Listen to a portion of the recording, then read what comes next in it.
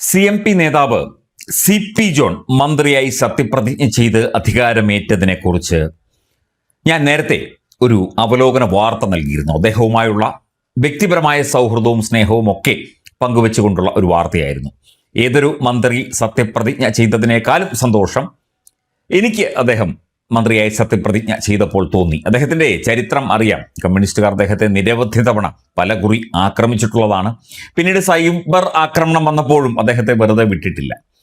പക്ഷേ നമ്മൾ ചിന്തിക്കേണ്ട വേറൊരു വ്യക്തിത്വത്തെക്കുറിച്ചാണ് പറയുന്നത്. നമ്മൾ നേരത്തെ പറഞ്ഞിട്ടുള്ളതാണ്, CPM-ന്റെ അല്ലെങ്കിൽ ഇടതുപക്ഷത്തിന്റെ PR വർക്കുകൾ ഹാൻഡിൽ ചെയ്തിരുന്ന MV നികേഷ് കുമാർ എന്ന വ്യക്തിയെക്കുറിച്ച്. അദ്ദേഹം MV രാഘവൻ എന്ന കമ്മ്യൂണിസ്റ്റ് നേതാവിൻ്റെ മകനാണ്. ഓർമ്മ വച്ച നാൾ മുതൽ തന്നെ കമ്മ്യൂണിസം എന്ന ആശയം ശരിക്കും നികേഷിൽ നിക്ഷിപ്തമായിരിക്കണം. പക്ഷേ തുടർന്നങ്ങോട്ട് അദ്ദേഹം ചില നേട്ടങ്ങൾക്ക് വേണ്ടി അല്ലെങ്കിൽ ചില ആശയങ്ങളോട് ഉള്ള സ്നേഹം കൊണ്ടോ എന്തോ അദ്ദേഹം CPM-നൊപ്പം ചേർന്നു. കാരണം CPM പലകുറി MV രാഘവനെ കൊല്ലാൻ വരെ നോക്കിയതാണ്. അത്തരത്തിൽ സ്വന്തം പിതാവിനെ കൊല്ലാൻ വരെ നോക്കിയ ഒരു പാർട്ടിയോട് ഒരു മകന് എങ്ങനെ ആഭിമുഖ്യം വരും എന്നുള്ള ചിന്ത അന്നു മുതലേ ചിലർക്കുണ്ട്. പക്ഷേ പാളയത്തിൽ കടന്ന് CPM-നെ തീർക്കുകയായിരുന്നു നികേഷിന്റെ ലക്ഷ്യം എന്നൊക്കെയുള്ള ചില വിലയിരുത്തലുകളും കണ്ട് നമ്മൾ അതിലേക്ക് പോകുന്നില്ല. പക്ഷേ CP ജോണിനെയും MV നികേഷ് കുമാറിനെയും ഒന്ന് വിലയിരുത്തിയാൽ, എതിർപ്പുകളെ അതിജീവിച്ചുകൊണ്ട്, എതിർപ്പുകളെ മറികടന്നുകൊണ്ട് ശാന്തമായ ജീവിതത്തിലൂടെ, നമ്മൾ ആദ്യം പറഞ്ഞതുപോലെ ഒരു പുഞ്ചിരി തൂകുന്ന ആ ഒരു ജീവിത ശൈലിയിലൂടെ അദ്ദേഹം ഒരു മന്ത്രിസ്ഥാനത്ത് എത്തിയിരിക്കുന്നു. MV നികേഷ് കുമാർ ആകട്ടെ, പണ്ട് അഴീക്കോട് മത്സരിച്ച കഥ നമുക്കറിയാം, കിണറ്റിൽ ഇറങ്ങിയ കഥയറിയാം, ഇപ്പോൾ CPM സൈബർ കമ്മ്യൂണികൾ ഹാൻഡിൽ ചെയ്ത കഥയും അറിയാം. അദ്ദേഹം എങ്ങും എത്താതെ പോയി ഒരു മാധ്യമ പ്രവർത്തകൻ എന്നുള്ള നിലയ്ക്ക് നല്ല പേരെടുത്ത രീതിയിൽ മുമ്പോട്ട് പോവുകയായിരുന്നു. റിപ്പോർട്ടർ TV ഇപ്പോഴും അദ്ദേഹത്തിന്റെ സ്വന്തമാണ് എന്നാണ് പറയപ്പെടുന്നത്. അപ്പം ആ ഒരു രണ്ട് വ്യക്തികൾ തമ്മിലുള്ള MVR എന്ന വ്യക്തിയുടെ മകനും MVR എന്ന വ്യക്തിക്കൊപ്പം ചേർന്ന അദ്ദേഹത്തിന്റെ പ്രധാനപ്പെട്ട ഒരു ശിഷ്യനും തമ്മിലുള്ള ആ ഒരു അന്തരത്തെക്കുറിച്ച് ഒരു വാക്ക് പറയണം എന്ന് തോന്നി. നേരത്തെ CP ജോണിന്റെ അദ്ദേഹം മന്ത്രിസ്ഥാനം ഏറ്റെടുത്തതിൻ്റെ ഒരു ഫോളോ അപ്പ് വിശകലനമായിട്ടോ സ്റ്റോറിയായിട്ടോ ഇതിനെ കണ്ടാൽ മതി പ്രിയപ്പെട്ട പ്രേക്ഷകർ.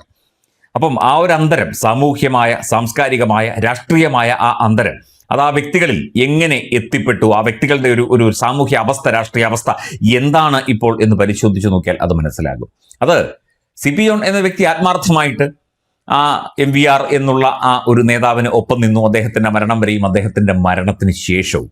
പക്ഷേ MVR-ന്റെ മരണത്തിന് ശേഷം മകൻ പോയത് MVR-നെ തകർക്കാൻ നടക്കുന്ന, MVR-നെ ഇല്ലാതാക്കാൻ നടക്കുന്ന, MVR-നെ തീർക്കാൻ നടക്കുന്ന ആളുകളുടെ പാളയത്തിലേക്കാണ് എന്നത് ഒരു തികഞ്ഞ വിരോധാഭാസമായി, രാഷ്ട്രീയ വിരോധാഭാസമായി ഇന്നും കേരളത്തിലെ ജനങ്ങളുടെ മനസ്സിലുണ്ട് എന്നുള്ളതാണ്.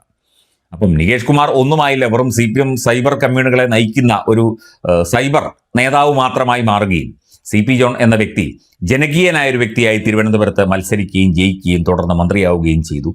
ഈ ഒരു പശ്ചാത്തലം, അല്ലെങ്കിൽ ഈ ഒരു വർത്തമാനകാല പശ്ചാത്തലം, അത് രാഷ്ട്രീയമായിട്ടോ അല്ലെങ്കിൽ ഏത് രീതിയിൽ കണ്ടാലും അതിന് നമുക്ക് വേറെ പ്രശ്നങ്ങളോ പ്രതിസന്ധികളോ ഇല്ല. ഇതൊരു അവസ്ഥയാണ്. ഇതൊരു കാലം ചിലത് കരുതി വെച്ചിട്ടുണ്ടാകും. അതായത് കർമ്മം എന്ന് പറയുന്ന ഒന്നുണ്ട്. ആ കർമ്മത്തിനനുസരിച്ചുള്ള ഫലമായിരിക്കും കിട്ടുക. കർമ്മം ചെയ്യുന്നവന് അതിൻ്റെ ഫലം എന്തായാലും കിട്ടും.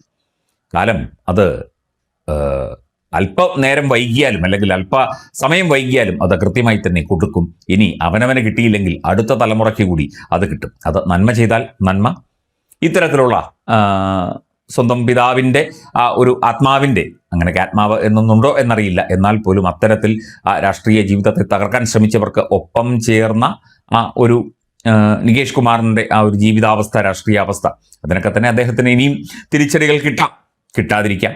പക്ഷേ എന്തായാലും ഒന്നും ബാക്കി വെച്ച് കാലം കടന്നു പോകില്ല. എല്ലാത്തിനും കൃത്യമായി ഉത്തരം കിട്ടിയിരിക്കും.